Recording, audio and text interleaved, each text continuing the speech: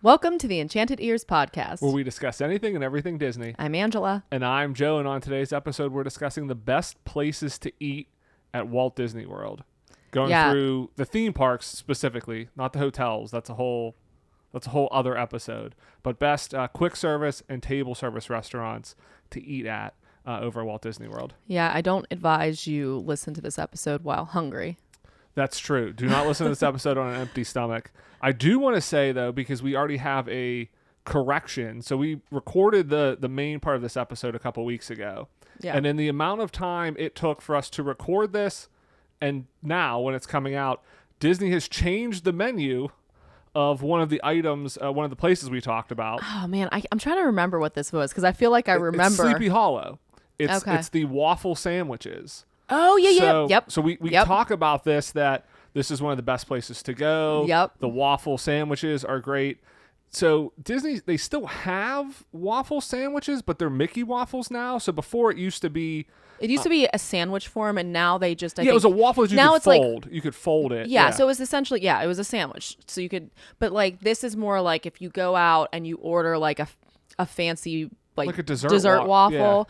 It's more like that. So you get a Mickey-shaped waffle with strawberries on top and whipped cream, which is the essence of what the other thing right. sort You can of still was. get it with Nutella and stuff. Like it's the same options. It's just on a giant Mickey waffle. I mean, I guess if you really wanted it to be a sandwich, you could rip Mickey's head in half. Yeah, you could kind of fold it. It's a similar stuff. So I imagine it's still good. I think it's still probably good to go to because, again, like a dessert waffle, waffle with Nutella. Like I think the flavors are still there, but you're not going to be able to make it like a little like waffle taco. Yeah, exactly. So really weird. yeah. It was just, and the timing of it was crazy. Yeah. So, but before we get into that, I want to cover the Disney news of the week. This week we're going to stick with cruise ship news.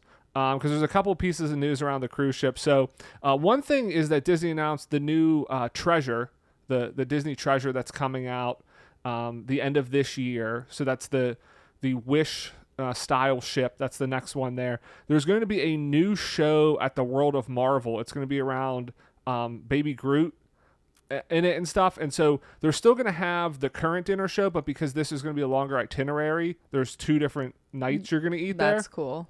And so this is another show. We went on the Wish earlier this year. And coming out of that, I was kind of like, it was fun. I don't know how much I need to go on cruises. I see news like this and I go, why did we ever go on a cruise? Because now I feel like I need to see the show. It's become like the theme parks where it's like anytime there's anything new, I'm like, I'm going to go check this out. Like, this sounds really cool. We know they have the Haunted Mansion bar on the Treasure, which was already kind of a thing. Yeah. But now I'm like, I got to see this new Marvel show. It's Groot. What's he up to? And so now I just feel like I'm ruined for cruises now. We should have never gone on a cruise is I think what happened. Yeah, I agree. We kind of we came off and we said like, that was good. That was fun. We scratched that itch. We've done a Disney cruise now. We could say we've done it. We can report on it, talk about it. And I'm pretty sure in the backyard yesterday when we were working on some stuff, you even said to me that the options of trips that you want to go on next year, I think every single one of them had a cruise involved. Yeah, I was like, man, maybe go on another Disney cruise because again, now I feel like a couple months later, I'm like, I hear anything about Disney cruises and I'm like, I need to do it all. Yeah. This is the huge piece of Disney cruising news. This isn't going to come out until 2029, so we have some time to prepare. But this is another thing I feel like... Book it. Yeah, I book feel it like now. I need to book. But they're going to be offering cruises out of Japan, but in the same way that Tokyo Disney is owned by the Oriental Land Company and just licensed from Disney, they are doing this cruise ship too. So they are extending their partnership with Disney. They are ordering their own cruise ship. It is going to be a Wish class cruise ship. So it's going to be the same style as the Wish and the Treasure. And I believe the Destiny is the third of those ships that Disney's building. But this is going to be owned and operated by the Oriental Land Company. They said, hey, cruising looks like it's going to be expanding in popularity in Japan. Disney has a good thing. We wanted to do more than just theme parks. this is going to be the greatest Disney cruise ship in the entire world. Yeah, I'm just trying to think of all the areas that they're going to improve upon it, because anytime the Oriental Land Company gets their hands on any of the Disney properties over in the Japanese parks, you're just like, what? But why don't they do that in America? So that this ship is going to be just absolutely mind-boggling. So I'm already thinking we go to Tokyo Disney Sea, we go to Tokyo Disneyland, we go on a cruise, and also, do these go to like all of the Japanese islands? Does it go to like Okinawa? Yeah, I mean, I'm like very curious yeah. about like. I mean, we are so far out that I don't think we have even a hint of Oh, yeah. itineraries.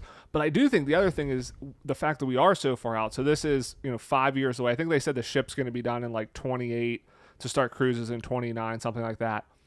But like you mentioned, with what they do at Tokyo Disney Sea, like they kind of almost give Imagineers a blank check to a certain extent, and the stuff is just incredible.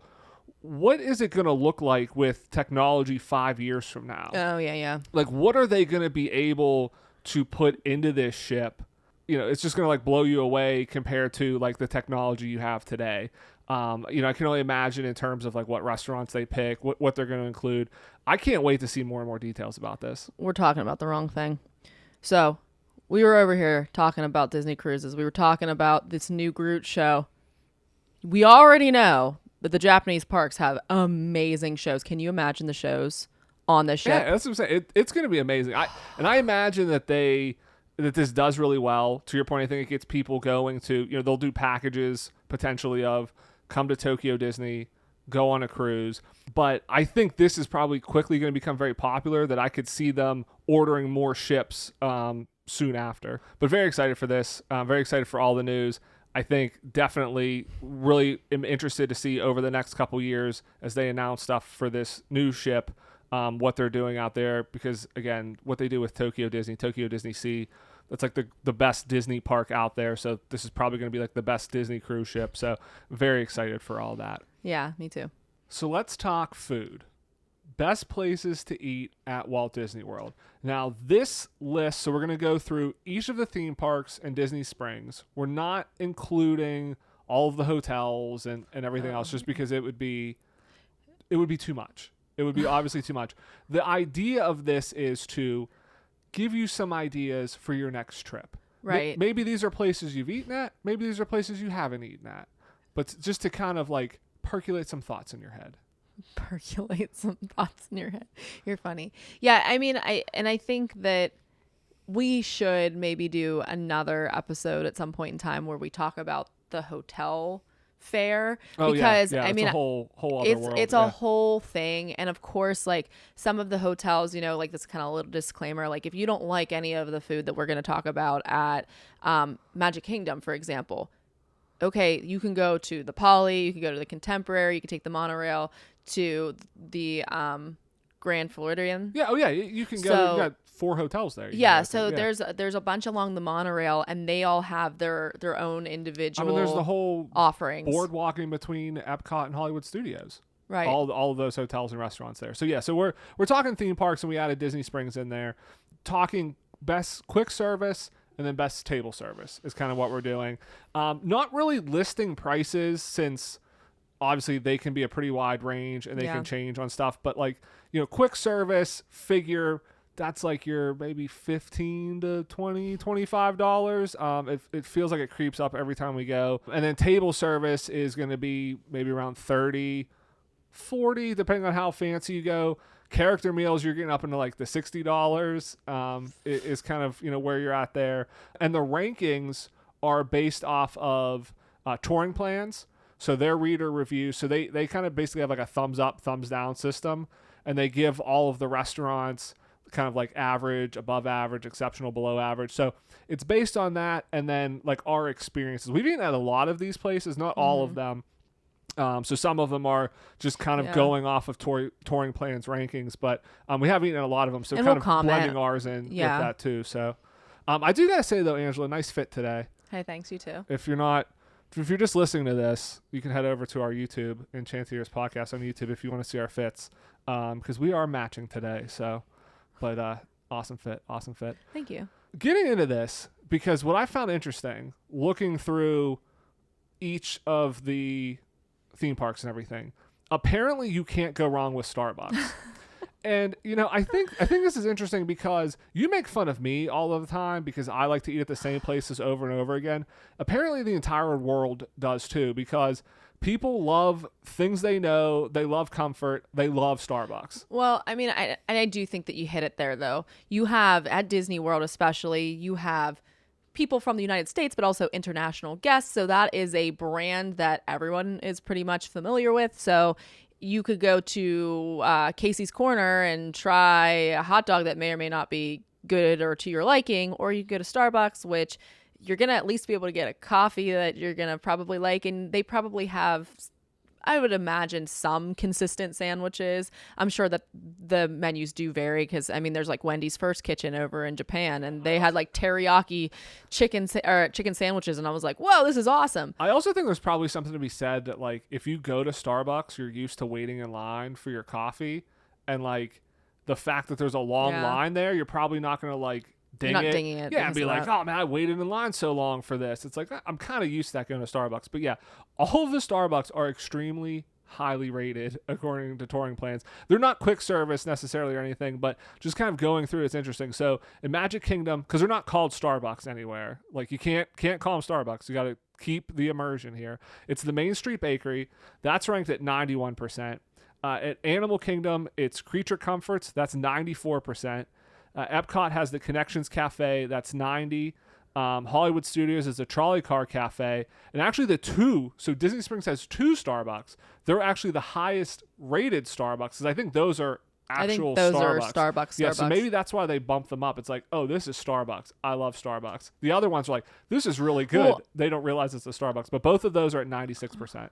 Well, I was going to say, do people stumble into these places not realizing that they are Starbucks, or they search it out and they're like, oh, this is a coffee place. Oh, look, they have all of the Starbucks mugs. They have because it says like the same drinks. Once you're in there, it says like, you can see the signs. It's like, hey, this is a Starbucks too. But like, if you're just walking by like Main Street Bakery, you're not going to know. You don't know it's a Starbucks. But the ones in Disney Springs. So basically, I mean, we can just end the show right here. Just go to Starbucks. That's like your best bet across the board.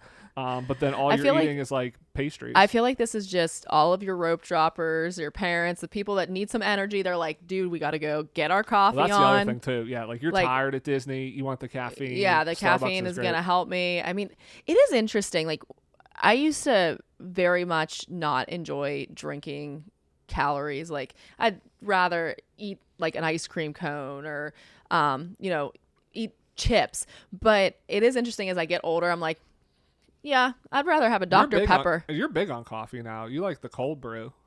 Yeah, I still have not gotten. But it has to be. But it has to be almost. I have to make it because I like it very, very weak. I like it a lot of creamer in it. You get Starbucks. You get some Starbucks. I get like frappuccinos, which are basically milkshakes. I'm saying we've gone to a lot of these locations that are Starbucks, we've but gone not to Starbucks. A couple of them. We've gone to a few of them. So yeah. All right. So starting at Magic Kingdom here, the top place to go to, and I think this is one of, if not the top rated place in like all of the theme parks, is Aloha Isle. And this is where you get Dole Whip. It's 99%. Can't go wrong with Dole Whip. I agree with that. I mean, like, if you're going to go to Magic Kingdom, if you're going to go to Disney, get the Dole Whip, get the Dole Whip swirl. Can't get that at Disneyland. Yep. Disneyland, what are you doing? Yeah. Magic Kingdom's got you beat here. Dole Whip swirl's the best. Yeah, the thing is, strawberries and cream, classic flavor, because you have the tart sweetness of the strawberries and the milky like creaminess of the cream. Well, the same kind of logic applies to the Dole Whip. Pineapple is very sweet and very strong flavor, but when you add the vanilla to it, it softens it and like it just makes it so much better. It's perfect. Yeah. So the thing is, you're not going to get in line at Aloha Isle and be like, oh, I didn't want Dole Whip. It's like basically only serves that. You know what you want. So you know what you want. That's why it has a 99% ranking, because you like Dole Whip. You've tried Dole Whip. You're not even going to probably admit to not liking Dole Whip if you don't, because it's such a staple. Yeah, you can't say you don't. You can't go to Disney and be like, I don't like Dole Whip. So yeah, that's why it's so high. Apparently, the best ice cream cart in Magic Kingdom is in Fantasyland. I don't know why. I thought they all serve the same thing, but that's the best one. And the popcorn carts are all exceptionally rated. Go figure. All right. So getting into quick service here. People love their popcorn. The top rated quick service restaurant is Sleepy Hollow Refreshments. It's at 95%. That's over in Liberty Square. Angela, I know you really love this place because they have the waffle, like fruit Nutella sandwiches. Yeah. So I've only gotten this one time, but we don't keep Nutella in the house. I didn't taste Nutella till I was in college. But it is something that is a really nice treat for me. And then the waffle Nutella like sandwich with all the fruit, it's pretty refreshing and delicious. And again, in the Magic Kingdom, which I think has the worst food of all of the parks, that is the one standout item I think that they have, minus one other thing that we'll talk about here in a second, which I haven't even tasted, but it sounds amazing. Yeah, we'll get into, because you bring up that they don't have a lot of great food. We'll get into that because the stats back this up. This what we've been talking about. So the other kind of two things to note here on the quick service restaurants are Gaston's Tavern, which this actually doesn't serve like entree food. This is basically just pastries, but they have the cinnamon rolls. These are the giant cinnamon rolls. They're Instagram ready, basically. They're actually pretty good for the stuff that's like Instagram worthy versus, I mean, we've talked a lot about this, like the special anniversary stuff usually isn't that great.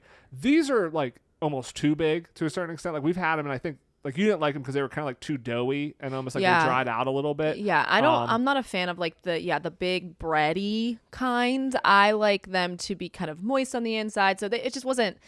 It didn't impress me. They also had the gray stuff, which I wasn't a fan of either. But you like the LeFou's brew. Yeah, I thought the LeFou's brew at least was original. I thought it was good. It's not something I would probably ever really order again, but what they do have now, I just saw, and I don't know if this is like a seasonal item or not, but they have a creme brulee croissant. Oh yeah, this looks great. This looks incredible. I hope this is going to be there for a while. So yeah, I want to try this. The top is like kind of got that crusty, like it's been almost like caramelized. It's very flaky. Yeah. Well, yeah, but it has like that caramelized part okay. from if you're a creme brulee fan like we are. Because the filling is like the custard. Yeah, when you break it open, you can see that it's a flaky croissant, but then in the middle it has the custard filling. So this just sounds like the perfect food to me. I don't know if it would live up to expectations, but if you're going down to Disney anytime soon or going to the Magic Kingdom, run over and try this and tell us how it is. They didn't mention that it is seasonal. I special, hope it stays. So I hope it's there in January. And then the Columbia Harbor House, that's at 92%. This is like very seafood heavy, so they have lobster rolls is I think what they're famous for. When we went, we got the salmon and like rice and I think green beans is what it came with, which was good. So again, I think these are definitely three solid options. But after that, and so this is what you kind of mentioned, what we've talked about before, there's not a lot of great, especially quick service places to eat. So you have three solid quick service options. But after that, you have what we talked about, Main Street Bakery, which is basically Starbucks, and Casey's Corner, which is hot dogs. That's at 91%. And then you have the Friar's Nook, which is over in Fantasyland. So they have bratwurst, mac and cheese. They have a plant-based bratwurst at 90%. Those are the only other quick service that are ranked above average in Magic Kingdom. So the numbers back up that Magic Kingdom is lacking, at least from a quick service place. Right. And even though I said we're not going to do this in this episode, if you're like over there and you're like, I don't have reservations, I just want to eat something that's good but get there quick, go over to the Polynesian. They have I can't remember what the name of the restaurant is, but it's down on the first floor. Kona Cafe. Kona Cafe, and they have better options. So you can run over there, get something to eat real quick, and then just head right back. Yeah, there's a bunch of options there. Yeah, go to any one of the other hotels. The table service at Magic Kingdom isn't much better. There's a couple restaurants of note there. So you have Liberty Tree Tavern. It's actually ranked much above average at 92%. So that's pretty solid. This one's an all you care to eat. So this is basically like an all you can eat buffet. It is, it's over in Liberty Square. So it's kind of like Americana, like I feel like what they would eat back then. So it's turkey, pot roast, not stuff I feel like you would like or I would really go for. So I think that's why we've not been there before. I am a fan of pot roast. It's just I don't eat a lot of beef. So, but if we were to go there, I think the problem is it's one of those like all you care to eat. So they're gonna bring you a ton of food. And I don't like wasting food and particularly wasting meat. Right. They do have a frozen Dole Whip with lemon and Sprite. though drink, which sounds pretty good there. Skipper Canteen is the other one. That's at 91%, so just a little bit lower. We ate there one time. I think we thought the food was okay. It's a little bit more not like for like a common palate. Like they definitely use more like Asian flavors and spices in it.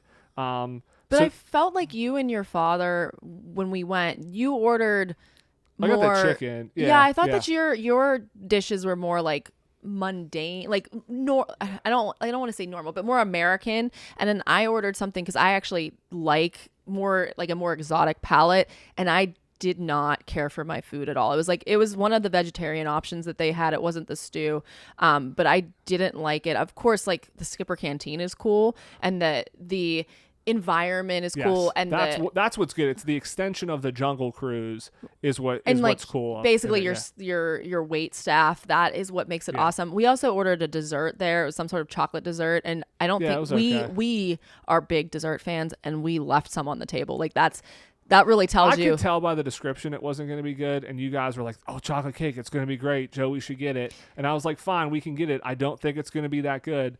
And it wasn't. But you're right. You can't get like chicken or you can get steak, but then they also have things like lamb chops and curried vegetable stew there. So again, kind of a mix of flavors. But yeah, the highlight there is the fact that it's an extension of the Jungle Cruise. So I think if you're a big fan of the Jungle Cruise, it's probably worth going to. Yeah. I mean, I think we were kind of like a little 50-50 probably on the food was good, but I don't remember it as being like one of the greatest meals I've ever eaten there. I would not be opposed to going there again and hopefully trying something different, because I thought it was a cool environment, but I was disappointed by the food. Yeah.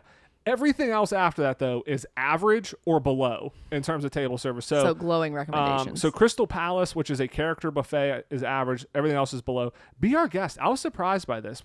It's been a long time since we've been at Be Our Guest. And I think we enjoyed it, but it must have changed or something, because it is 73% to touring plans ratings, which is well below average. I was kind of surprised by this, that it's the worst ranked table service restaurant in the Magic Kingdom, which is odd, because you would think with the theming and the characters, like they really must have changed that in some way, that it's not that good. Because we enjoyed it, but again, it's been a long time since we've been there. I don't remember anything about the food there. I just remember, the rooms, like the theming in the rooms, and Belle and the Beast being there, which I really enjoyed. So right, that's what I'm saying. Like, you have that going for you. Like, I feel like that would win you some points. Yeah. What else is going wrong that people are rating it that low? So it is a little suspect. All right. So moving over to Epcot with quick service, I'm going to try to say this. This is Norway. This is the quick service place in Norway. It's Kringla Bakery Og Cafe. It's rated 95% exceptional. They have Norway. They have pastries, cakes, rice cream. The thing that's most popular there is the school bread, which is a sweet roll filled with custard, which sounds good. And then we're going to lose you here, Angela, dipped in coconut, though. Nope. No, thank but you. that's the most popular thing there.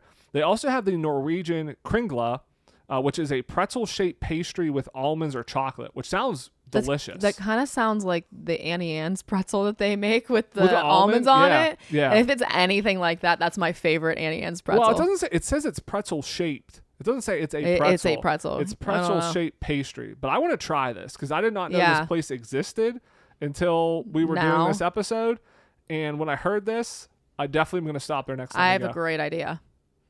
We should have an exploratory trip to Disney World to try all this stuff that we haven't tried. Absolutely. Yeah. It sounds great.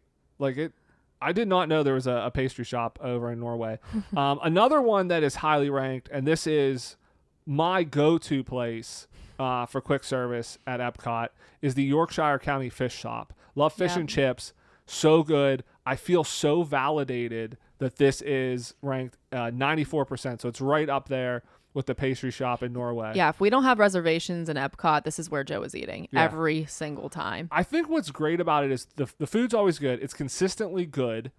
And you have that seating right on the water. Yeah. So you get a great view. It's a cute little area right there. Yeah, it's a perfect place to eat. Well, it's really nice too, because it's easy for you to go wait in line, and then I usually go to one of the festival booths, and then I'll bring whatever I'm eating at the time over there and meet you after you've waited in line and you have your fish and chips. So it's kind of nice because you and I don't, and I've said this before, we don't have like similar food palettes. Yeah, Epcot's great for that though, because there's so much food everywhere. It's so easy to like just get like little meals in all of these different places. Exactly. Yeah, we're not talking any of the festival stuff because that's all temporary, obviously. But like, there's always something new there to try, and you can get a couple small plates and really have like a good culinary experience there. Absolutely. So the next place is Les Halles Boulangerie, which is, I did my best there, which is a patisserie, and that's ranked at 94%. And there they have French bread, cheese, and pastries. Yeah, they have sandwiches too. This is a great like little place to go into. It's always crowded. Because everybody's in there. Yeah, you're either getting like some sort of bread or pastry. Like they have all the desserts and everything. Is this the place that has a little don't they have macarons? Yeah, there too? Yeah. You kind of go back there and it's like just a big U counter of like all the different food in there. And it's always crowded, but that's great. I was surprised. So one of the places that we do like is the place that has crepes. So this is the quick service window. Yeah. The crepes importeur. You probably don't pronounce the R at the end of that. Whatever. But that's only ranked as average. And I know we've always really liked the crepes there. Yeah. I will say usually the wait's really long. So I think that may play into it. But I think that's like a go-to place too. Like, do you have either sweet or savory crepes? I've always been impressed. What do we get? There. Don't we get the like the brown sugar one? I think the brown sugar one is the one that you and I both really enjoy. Good. Yeah. Yeah, so that's a good one. Basically, everything else at Epcot. So you can't, in the way that Magic Kingdom isn't necessarily that great in terms of food, Epcot's kind of the reverse. Because basically every other quick service place in Epcot is average or better, except for Sunshine Seasons, which is in the Land Pavilion. It's kind of just like that cafeteria area where like you have the different kind of food stations, and the Lotus Blossom Cafe. So named a couple of kind of like our favorites, what we go to, but you really can't go wrong, like we said in Epcot. It makes sense to me that everything there has high ratings because you have so many options that if you get something you don't like, it's almost your fault. Probably your fault. Yeah. It's like you chose to eat at this particular place and you got something that was outside of your comfort zone. Like, just go somewhere that you like. I mean, have we had food that we didn't love in Epcot? Yeah, I think we've eaten at a few places that we didn't like love personally. A lot of it though, I feel like is like the festival stuff though. Again, when you're trying things, not necessarily like the established places. Yeah, I can't remember. Was it Morocco? We ate at, I think it was Morocco. Yeah. And we didn't and love. That's different now. Like that's all like Disney's taken over that. So I don't even know if that restaurant's there anymore. Yeah, we didn't like that. And I think we ate at Teppan Edo, and I know that we weren't particularly impressed with it. Yeah, that's the hibachi place in Japan, which is interesting because that kind of leads us into the table service because that is the number one ranked table service place in Epcot. That has a 94% rating. It's hibachi, which I think probably helps boost that rating because you get dinner, you get a show, obviously. Fun, but I think we ate there, and I think our thought was good food. I mean, definitely good food, good show. But you can go to a hibachi place anywhere. Like it's not different at Disney than it is at like your local hibachi place. I think that combined with, I mean, I don't even ding it on that point. We ordered, I think it was a special 100th anniversary. Oh, the dessert thing. Again, don't order the special desserts. Yeah, we ordered something there, and I think it was like $15, and it came out and it was super small, wasn't very good. It was one of those things of like the picture of it looked great, and then in reality, it was like a third of the size. Right. So I'm not even knocking it for that. Again, I think the food was good. It's just there's nothing hibachi is really about expensive, and so whenever you're doing but that, like you would expect them to do like some Disney thing with it. Like I think they made like a Mickey Mouse out of like the onions or something, and that was kind of like the most Disney thing about it. And I will say too, we went with just us, so then when you go to hibachi with just two people, then you get grouped in with other people you don't know, and I think it would be more fun. Why maybe people like it so much is you can go with a family, or you can have a couple different groups, and then you're at the table enjoying it all together. And I think for me, I would still say you can do that at home too. Like I think that's my point. It's just it's not. But not everybody lives in the same place, though. Yeah, that's true. Well, that's true. Yeah, if you can't get together, but I think my point with it is,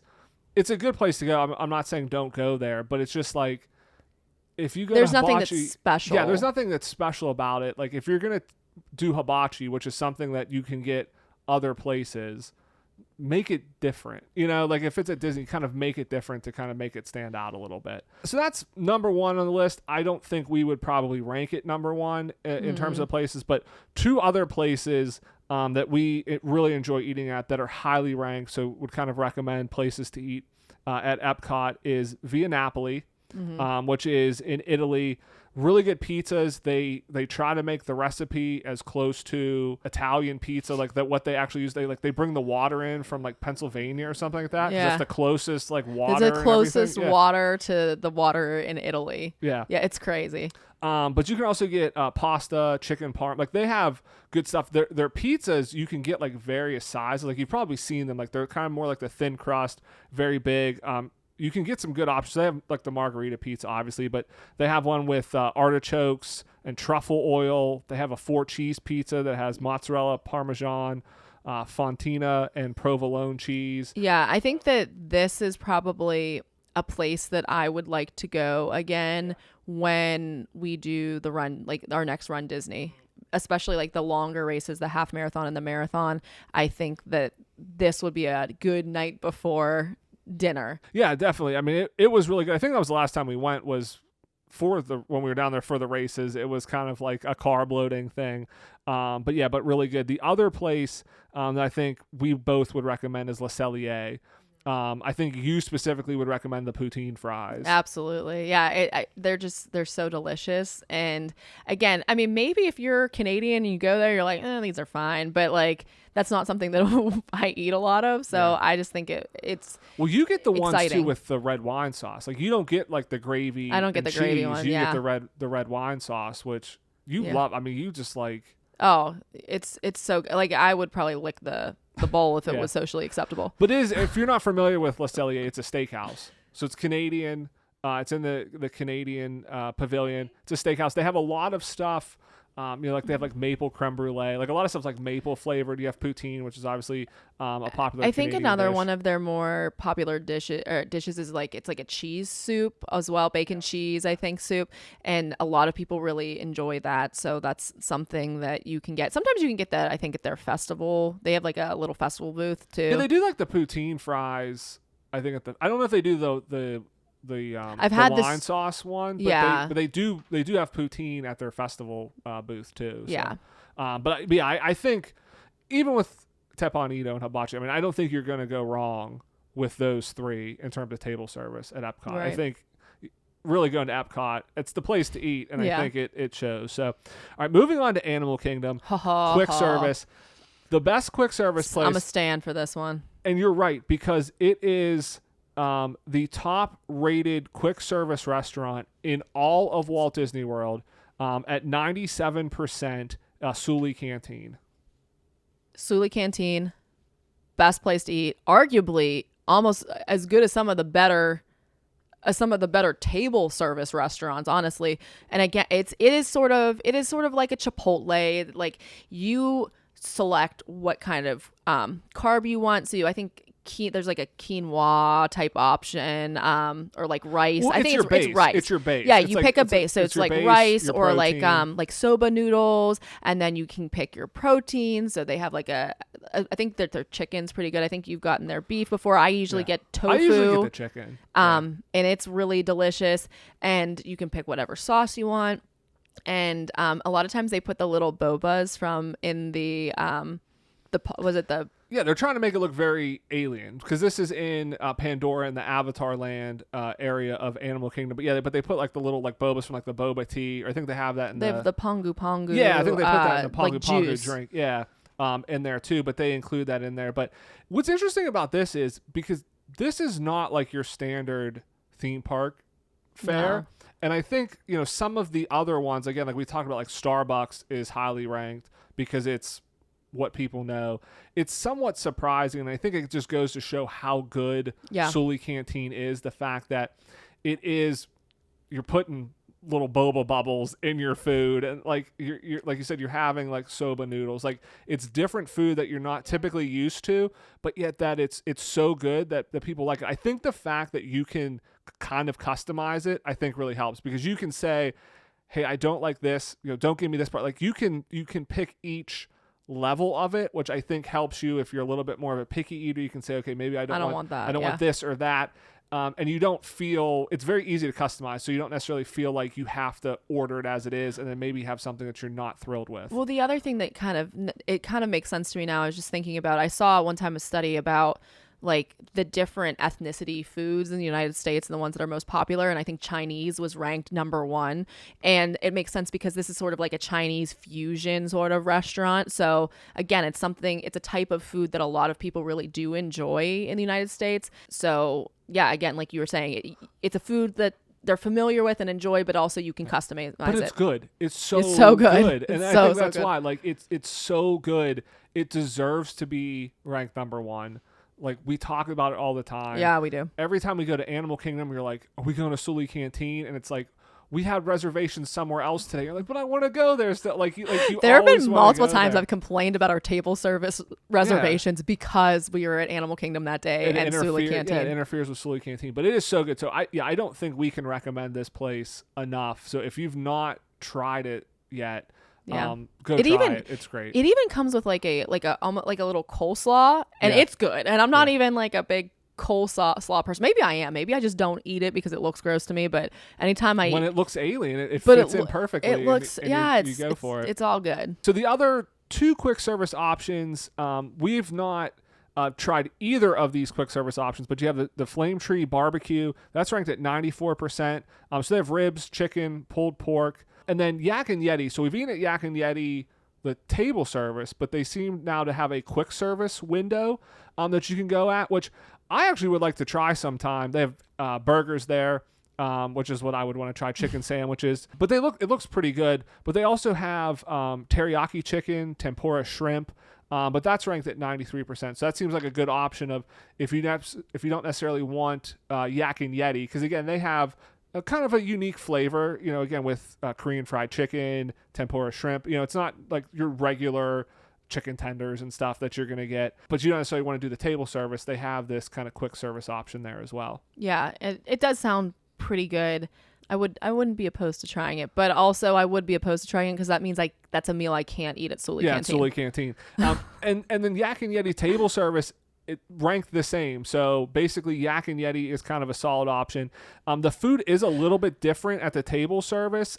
It's a lot of like noodle bowls. They have a miso salmon in there as well. Yeah, I was going to say there is that option. That miso salmon does excite me because I love miso and I like eating salmon. So I think that would be a good kind of match for my flavor palette. So I would try that one. So Tiffin's is also really highly ranked at 92%. I think they're most known for their signature bread service. The rest of their menu, it's a very like unique flavor profile. So lobster mac and cheese, I think that's a thing a lot of people like, but they have like octopus there, which I would definitely stay away from. I don't want to eat like when I see people with the octopus and they have like the suction cups on and stuff, like why would you want to eat that? No. Like I'm not a huge fish guy to begin with. Again, if you live by the ocean and you were raised eating that, I'm not trying to yuck your young. It's just not something. Again, we're kind of inland. We've never been exposed to that, and I don't know. I have a strange respect for octopus as creatures. So yes. I think I'll pass. So we've not eaten at Tiffin's, and I think because of menu items like that, like we've stayed away. I think the better option is going to Nomad Lounge, which you can get the bread service. If you keep talking, you are going to have to book us a trip. Like right now, because what you're about to say is making my mouth water. Well, what I was going to say first before I get to that is that you can get the bread service. So Tiffin's, like I said, is really well known for the bread service. People like that. You can get that at the Nomad Lounge. It's a much more casual thing. I think it's easier to get into. You can get a drink. But they have the churros there. The best churros, I think, too. I think they're the best churros in Walt Disney World. They have gluten-free churros that taste better than the regular churros. I really think they gave us the wrong churros that one time. Yeah. Because they tasted the same, if not better, than regular churros. That's how we, I think, found it, because I was gluten-free at the time and I wanted a churro, and so that was the place to get them. But they are small. They don't come in a big like a big stick, which actually makes them better because the best part of a churro is the end pieces. So you get multiple like you don't just get 2 end pieces. You get like 6 or 7 or 6 or like 8 end pieces. I can't remember how many you get. And you get like a spicy strawberry dipping sauce. There's 2 different dipping sauces, and really what you need to do is just dip from in both of them. Well, I think the other reason why they're good is like they're freshly made. I think the problem, like when you have churros at Walt Disney World, it is so humid. They can't keep that crunch sitting in a churro cart. And I think that's why like people say the churros in Disneyland are better, because I think it's not as humid in California, so it's easier to kind of keep them fresh. But the best churros are at the Nomad Lounge. Yeah. Yep. If you're looking for a character meal at Animal Kingdom, Tusker House is your way to go. We had breakfast there with the characters. They're kind of in their like safari outfits and stuff. Normal breakfast, it's a breakfast buffet. The characters come around. I mean, it was good. They have like lunch and dinner too. We've not gone there for lunch and dinner, so can't really speak to like those food options. But I would do that again. I mean, it was a fun thing. It's also, it gets you into, you can get an early one, like get into Animal Kingdom early. See, I think it was like Donald, Daisy, Mickey, yeah, and then maybe Goofy. I think maybe Goofy. Have a good breakfast there, and then you're kind of like right by Pandora too, so maybe you can kind of like sneak in and get on. I don't know if you want to ride Flight of Passage right after eating a huge breakfast, but you could like maybe you go ride like the Navi River journey or something. Yeah, that would be a good option. All right, moving on to Hollywood Studios. Interestingly enough, your best quick service option, like your best place if you want to go for food, is Galaxy's Edge, which is interesting. Both of their quick service options, Ronto Roasters and Docking Bay 7, are ranked very high in terms of quick service compared to the other ones. So Ronto Roasters, that's wraps. It's mostly like pork in there. They do have a zucchini and chickpea wrap, and they have a breakfast wrap too. That you could obviously get without like sausage in it, but it's mostly like pork-based wraps there. Yeah, I've heard a lot of people really like rave about the wraps at Ronto Roasters. I'm not like I try to like chickpeas. Yeah, I think the breakfast wrap would be one I tried, like not with the sausage, but with the egg and stuff. Like I think that would be a good like quick just breakfast thing on the go. Yeah. So a lot of people really like that one, so I can understand. That makes sense that it's at the top of the list. So over then at Docking Bay 7, they have a 90% rating, and they have a chicken dish, which also is what they call tip yip fried tip yip or hot tip yip. And they also have a tuna poke and a beef. Joe ordered the beef. It definitely had a little kick to it. I mean, I thought it did. I'm not a big spice guy, so I definitely thought it had a lot of kick to it. We ate here when we went on the Star Cruiser, because you got a meal in Galaxy's Edge. So yeah, I think I had the beef. It came with like rice. I think it's bantha is what they call it. I think they call beef in Star Wars. But yeah, I thought it had a kick to it. Again, I think you liked it because it had flavor and it had kind of the spices to it. I was like, my face is a little numb from this, but I sometimes like when that happens though, because you sometimes order things that I like but won't order. So then when you got a little bit of it, I was like, let me have this rice. This rice is pretty good. So. But I think those are 2 good options. We've not gone to Ronto Roasters, but I think I've heard good things from lots of people there. But Docking Bay 7 was definitely good. Woody's Lunchbox. This is one I definitely would like to try. It's rated at 91%. They have a 3-cheese grilled cheese that I would like to try. So this is sandwiches. They also have a barbecue brisket melt and a turkey sandwich. Which I think would be good to try too. So this is definitely a place that I feel like we don't go through Toy Story Land a lot, or if we do, we go through very quickly. Yeah. Because usually like Slinky Dog Dash has such a long line. Yeah. Like Toy Story Mania usually has a long line, so we'll kind of skip that. So we're usually walking through there and not really spending a ton of time in Toy Story Land. So we usually pass Woody's Lunchbox. But this will definitely be something I have to keep in mind. Like if we're looking for a sandwich, something quick, a good place to try. Right. I think that grilled cheese sometimes, I mean, especially when, sometimes I get like exhausted at like picking my food at Disney. So I think that would be a good solid option to be like, I'm having grilled cheese. Like that is just an easy option. It's gonna be good because grilled cheese is always good. Yeah. And that'll be it'll be a solid option. So I think we'll definitely have to I visit can this see place. why it's rated pretty well too, because you got to figure probably a lot of people with kids in Toy Story Land, and it's Yeah. like grilled cheese, turkey sandwich, like I've heard the theming is nice too. something quick, Yeah. you know, to kind of go there. That I feel like parents would be like, hey, this is good. Like to your point, like I'm tired of trying to figure something out. My kid wants a grilled cheese. Boom. Like, there you go. Keep it moving. Do you want to mention Backlot Express? It's only ranked based on Touring Plan's kind of ranking system as average, but it is a place we frequently go to at Hollywood Studios. The food, and I can see why it's average, because the food is like not winning any awards. You typically get the Southwest chicken salad, which I know you like. Yeah. Well, and again, there's times when in Disney where you just almost like start to crave fresh, like that fresh taste. So like having a salad, because maybe you're eating snacks and stuff, it's just like you need to like feel a little bit better. And this particular dish is one that I can eat. I don't feel like gross eating it. It kind of can help to re-regulate my stomach and get it back into like, hey, like I'm a human being, and like it makes me feel a little bit better eating it. So this is definitely like a place that it's kind of a comfort place for us. Right. And again, the food's solid, but it's obviously you're not necessarily going to go there for the food. They have good options though. I think what I like about it though is it's very spacious. It's kind of like off on its own, like right by the Indiana Jones like stunt show and everything. It's kind of off in the corner. There's usually plenty of room there. It's a good place just to kind of go and like relax too. I mean, it's definitely crowded. Like there's usually a lot of people there, but they have a lot of shade over there. So like if it's a hot day, you can kind of get out of the sun. There's a portion of it that's inside, I believe. Yeah, that's inside. So you can kind of cool off. You can kind of just like get away a little bit from the crowds, because there's not like a lot of attractions over there. And so you can have a solid meal and just kind of chill for a little bit. And I think that's why I like it. And that's usually when we go there, like it's hot. We're like, we just want to like just get in the shade, just have something like you say, hey, you want a salad or just something fresh, something easy, and just kind of chill. So I think that's a really good option for that. Whereas like, hey, you're in Galaxy's Edge, the food's good, but there's always a lot of people, in there, and if you need to get away from the crowd. So for table service, we've not eaten at any of these table service restaurants at Hollywood Studios. And I think that's mostly because we typically spend like a half day we're in not Hollywood spending a lot of time. Studios. I think we've eaten at the Sci-Fi Drive-In Diner, which is not ranked on this list, and understandably not why. surprising. But the three on here, and they're all ranked the same. You have the Hollywood Brown Derby. So this is more upscale. You can get filet there. They have halibut, lamb, shepherd's pie. They may get me to go though for the dessert, because they have a chocolate cake, which is a towering chocolate cake with dark chocolate mousse and whipped ganache.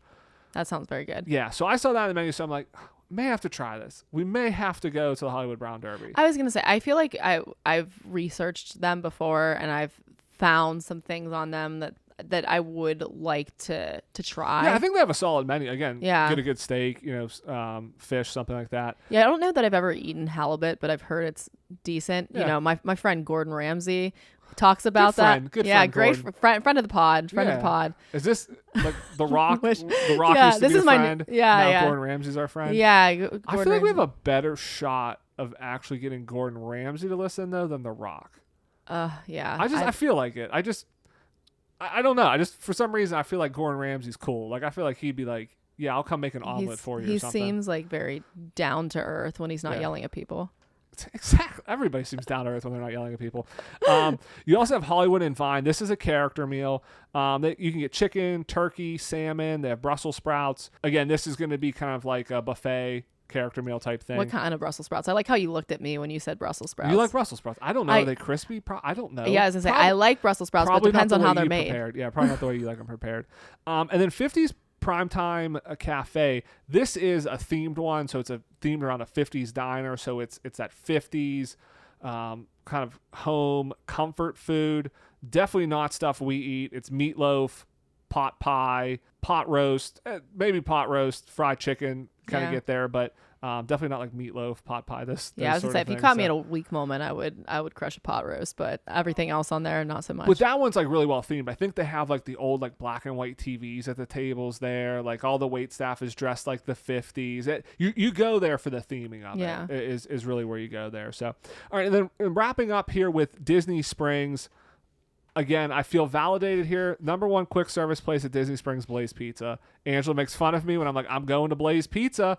It's the comfort food. He hightails it to Blaze Pizza. In fact, he does this wherever we go. He's like, oh, I wonder if they have a Blaze Pizza nearby. It's the Starbucks model.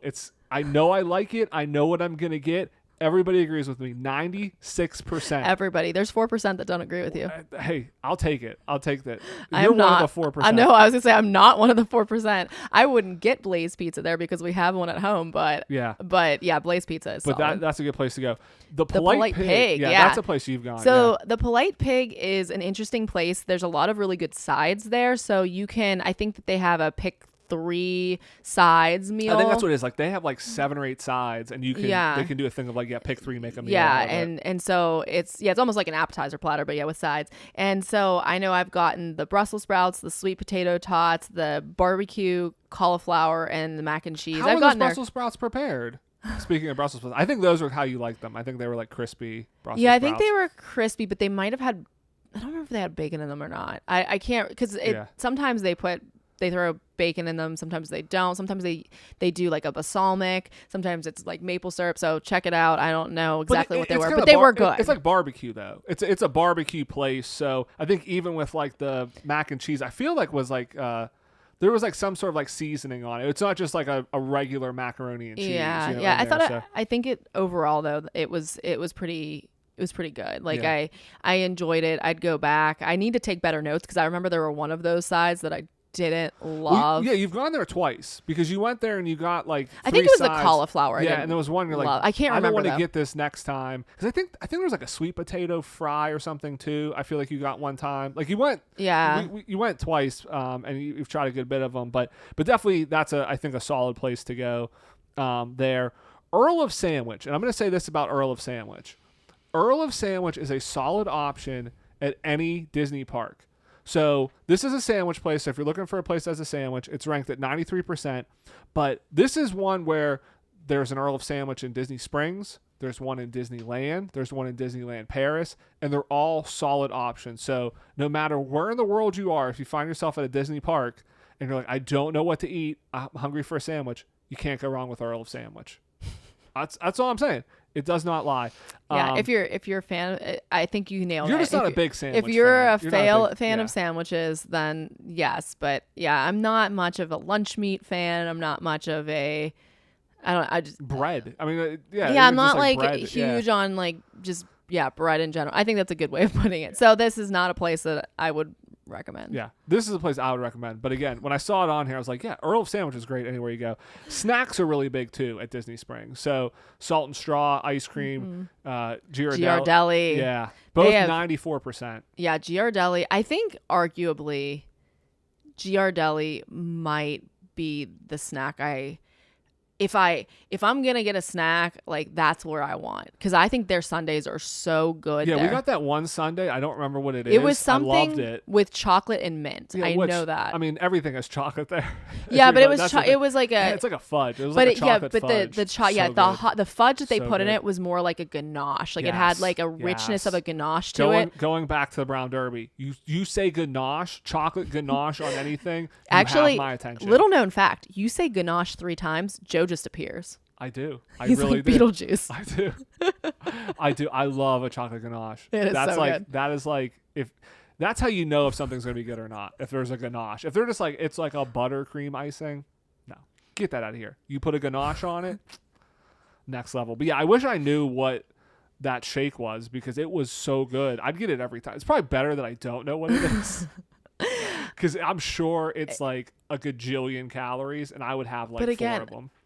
A lot of times we go down to Disney for a race, and then I'm like, you don't burn enough calories.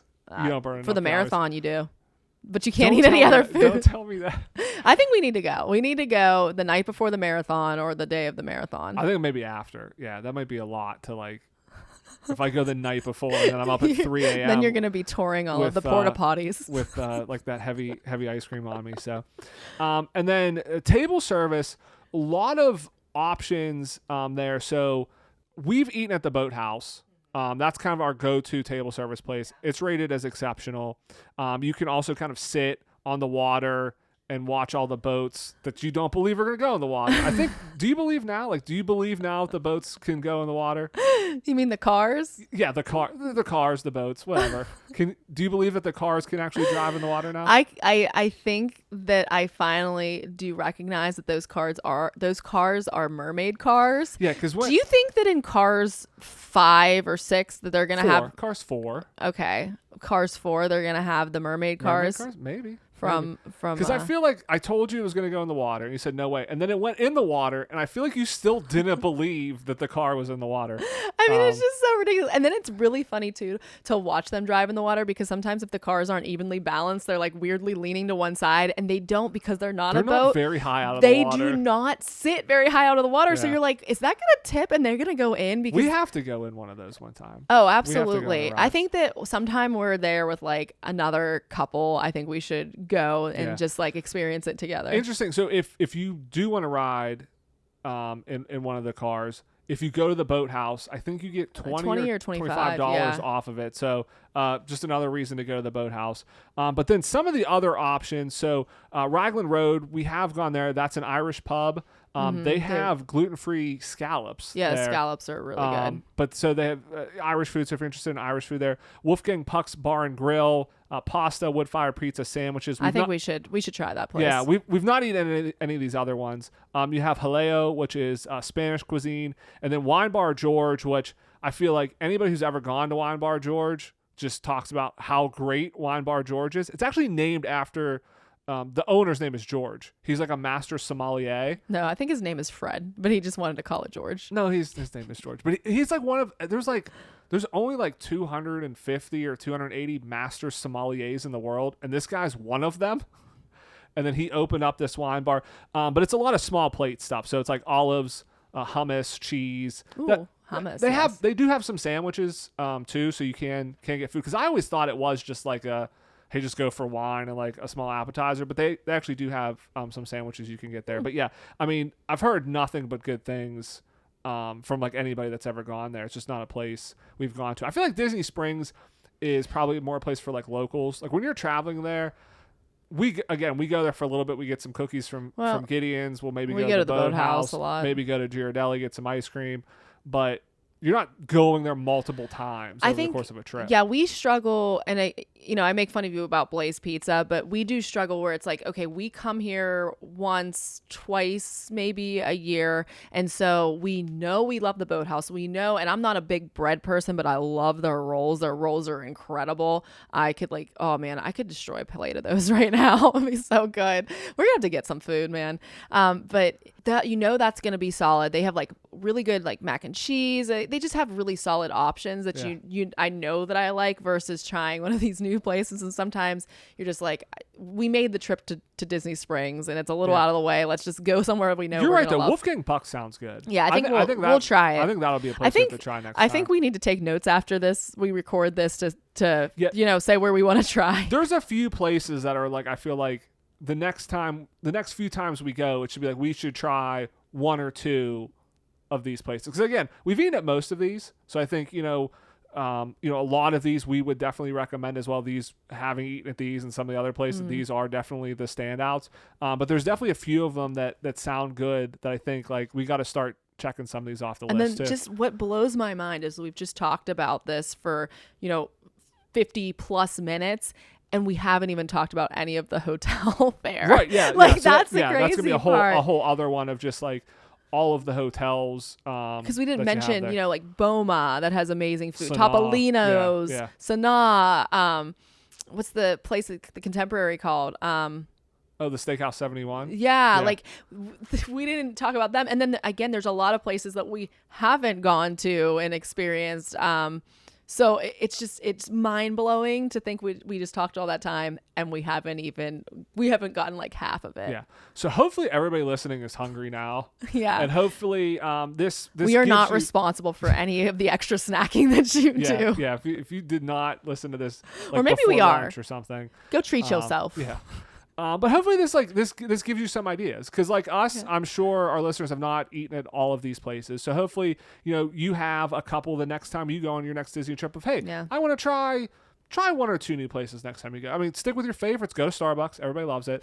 But try a couple new places, because a lot of these places are really good, and we definitely would recommend them. And a lot of the places we've tried because other people recommended them and said, hey, you got to try this place. So we made an effort to go there next time, and we love it.